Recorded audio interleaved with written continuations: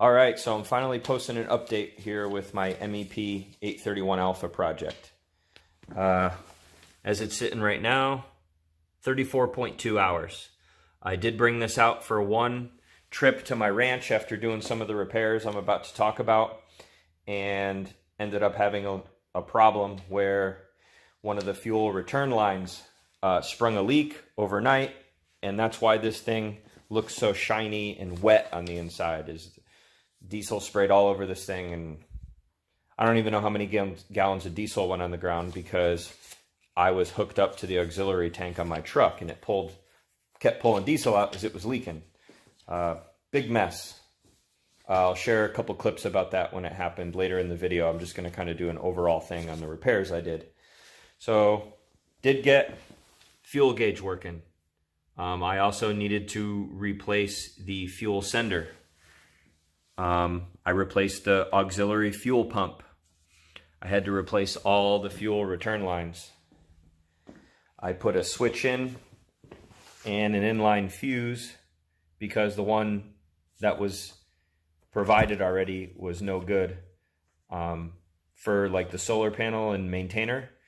So that way if you have it stored inside, it won't pull your battery down with the little LED light that blinks on there in the controller.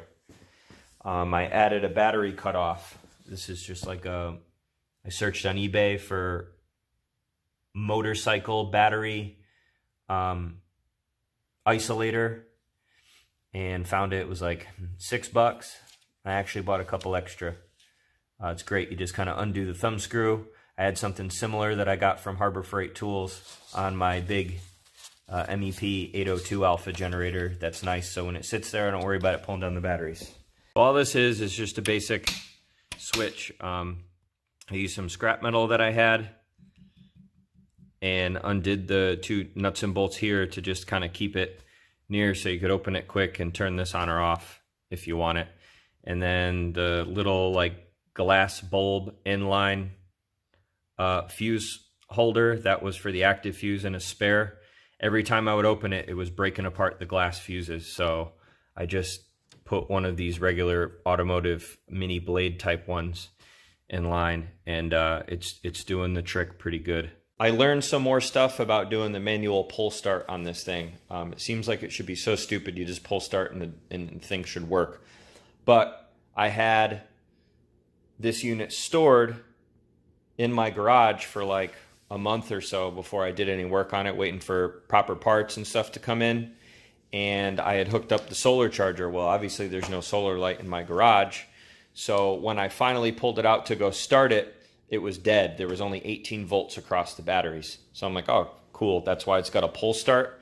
So I went and pull started as per the instructions, and it wouldn't stay running.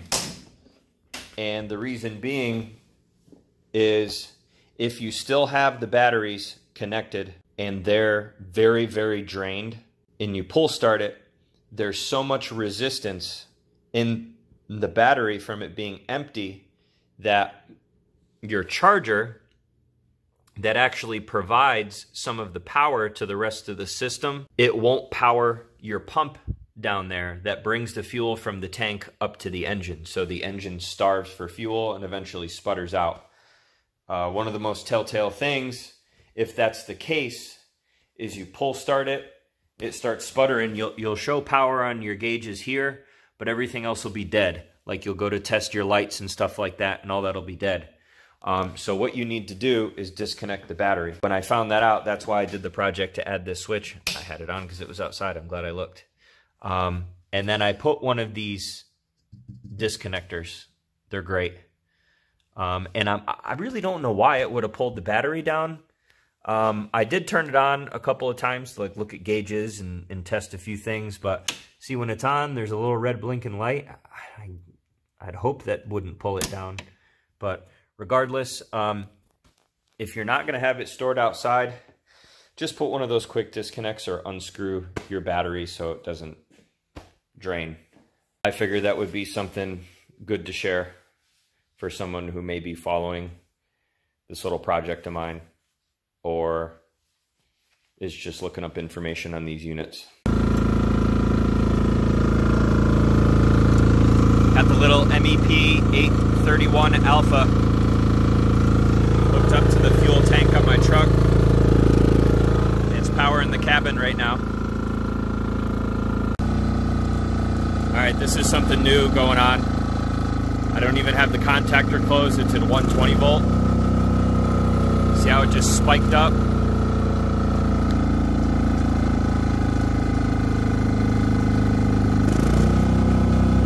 Not really sure why it's doing that. Now I got it on 240 mode.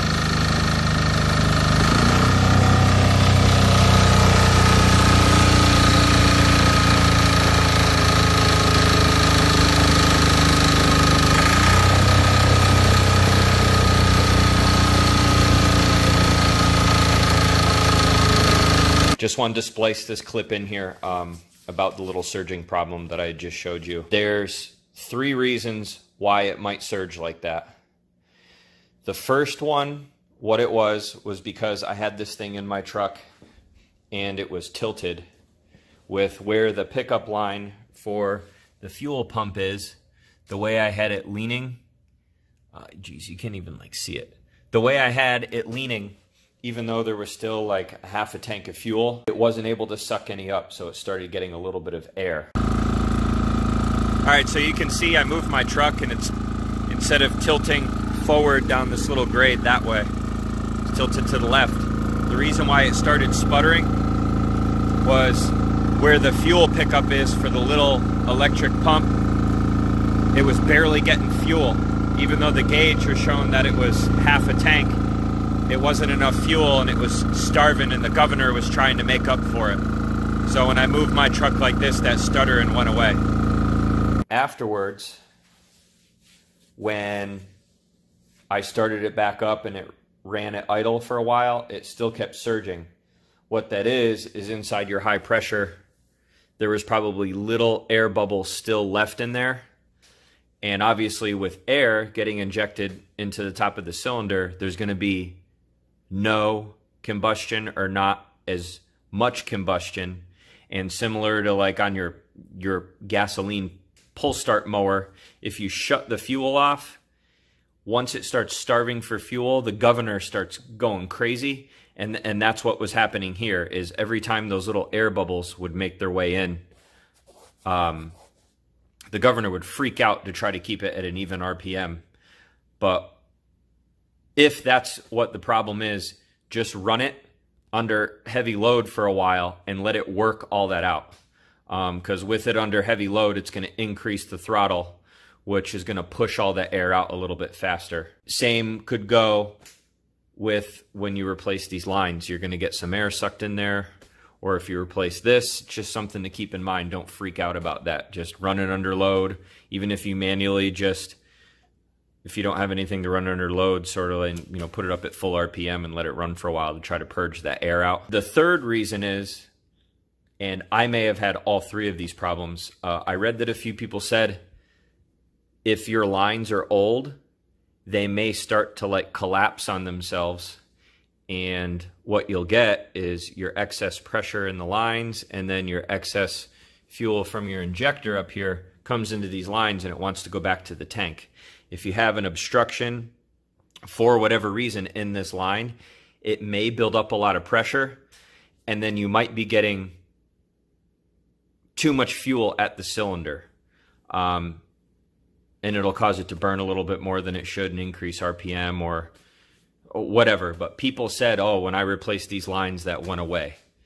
So that's 3 things to think about why the engine might just randomly surge like it was in my video when you're certain you have everything with the governor and stuff adjusted properly.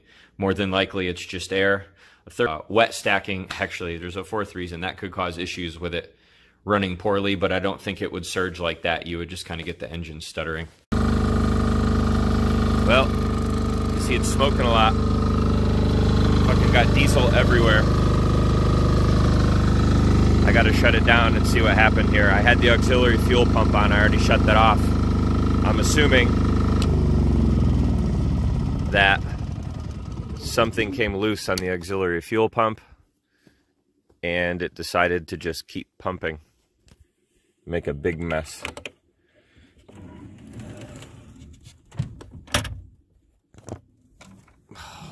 That sucks.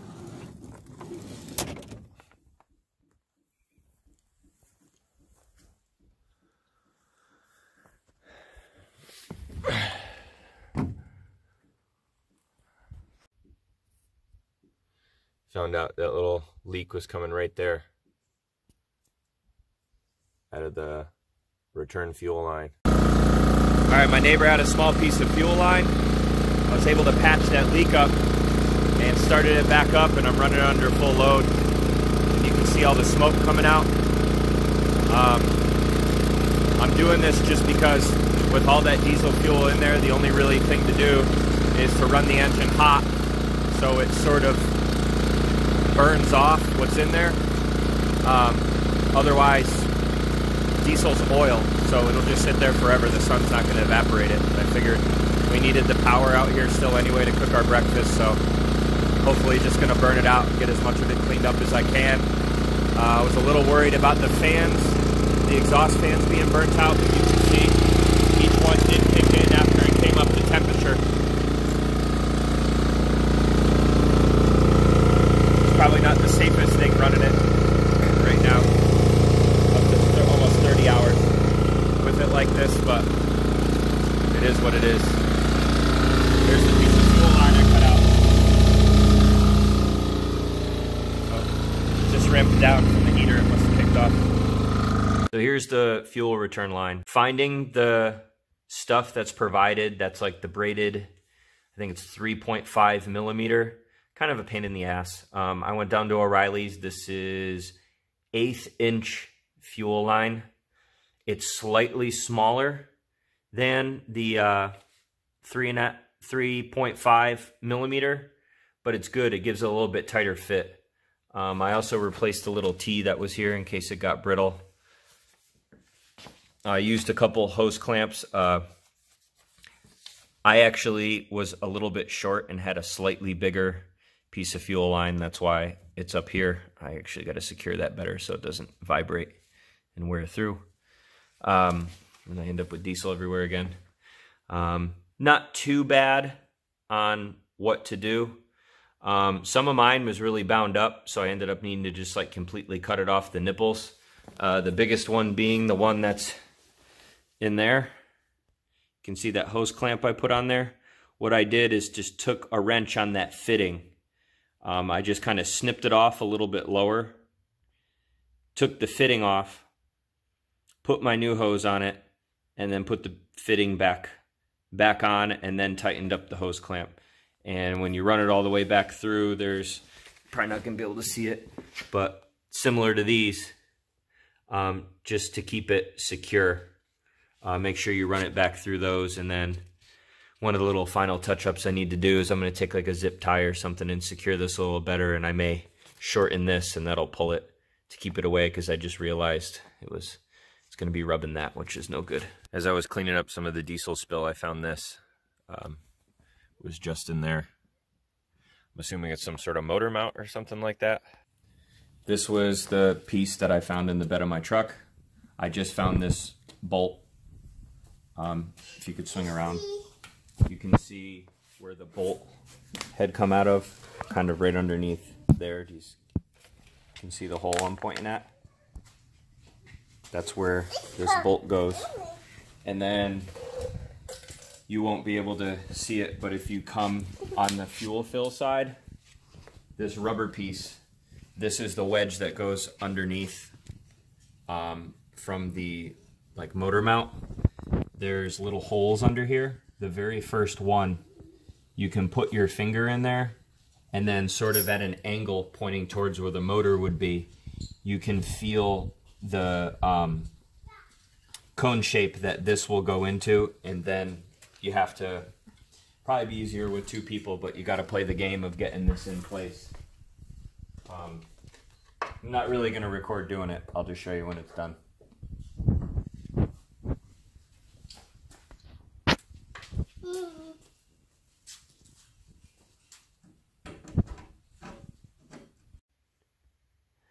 All right, I got it tightened up. I was a little thrown for a bit because as I was tightening it, I didn't understand how that wedge would grab the bottom. But what I did is I have a Ryobi 18 volt impact gun. I just put one of the like wiggle adapters on and brought some adapters up so I could get at it. And I just kept tightening it, and eventually it grabbed. And then, you know, I snugged it down, not super tight, but I made it about as tight as all the rest of the ones on here. With the aftermarket controller installed, the little red LEDs that give you status, they kind of bleed up through the fuel gauge so you can see it at night. I thought that was a pretty cool little perk. And I got my contactor dimmed down because it gets pretty bright, turned all the way up.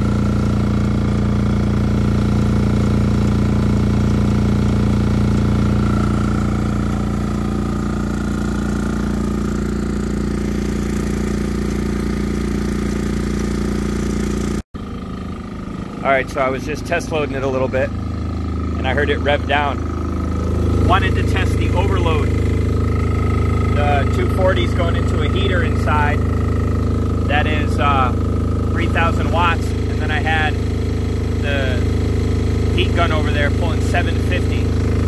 So I wanted to see if it would. It ran for about 3 or 4 minutes like that, and then it tripped, so that's good that it works. I'm going to clear the fault. Okay, that was still running.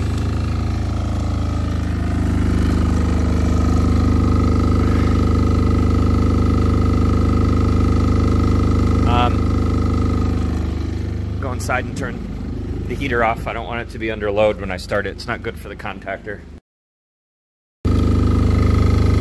Everything's reset. Unplug this, put it back inside. See, we got power on it now, the power light. And then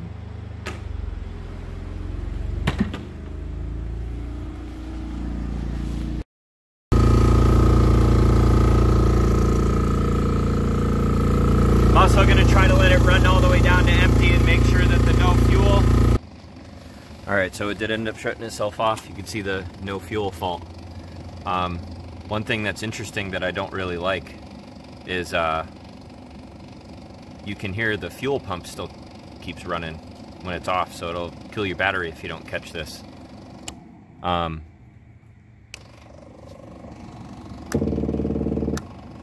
not actually going to hook it up to my truck, but you can hear that pump running in there, so it's working. It's doing what it's supposed to do. Alright, so with all those repairs, the troubleshooting and stuff that I've posted over the last couple months on this thing, finally confident that it's 100% good to go. There's some very minor things I want to do, like from it getting soaked with diesel, some of the little gasket material that was on here fell off, neaten up the wires a little bit, things like that. But pretty confident it's going to run good, because even when I brought it out and tested it at the ranch, it ran for like 35 hours total, even with the problem. And besides the fuel leak, everything worked as it should have. Brought the auxiliary fuel pump worked, fuel gauge worked, put out power.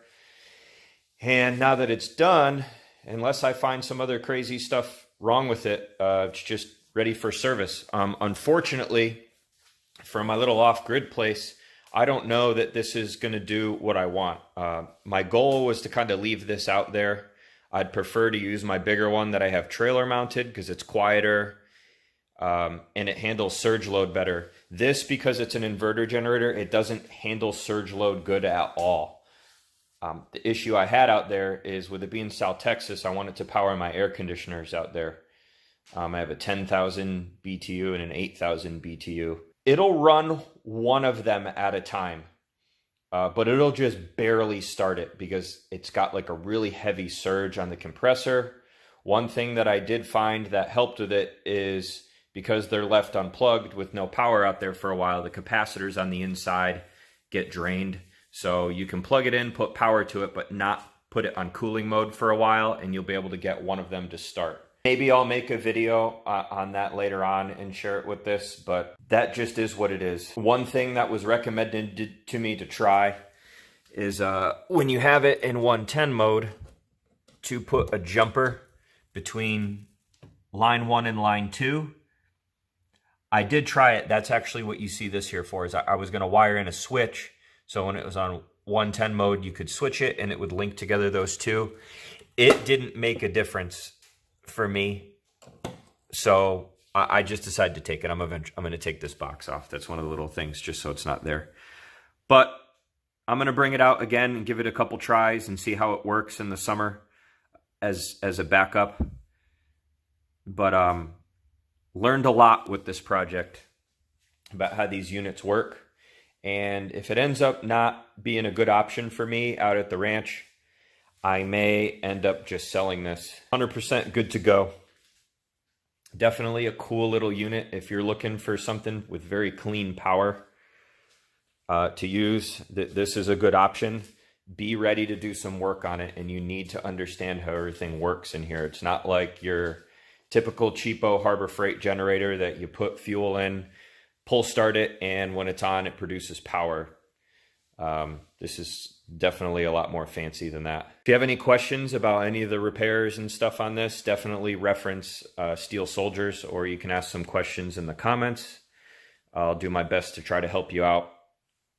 Also, I have the whole thread on Steel Soldiers about all the stuff that I've done to this, part numbers, things like that.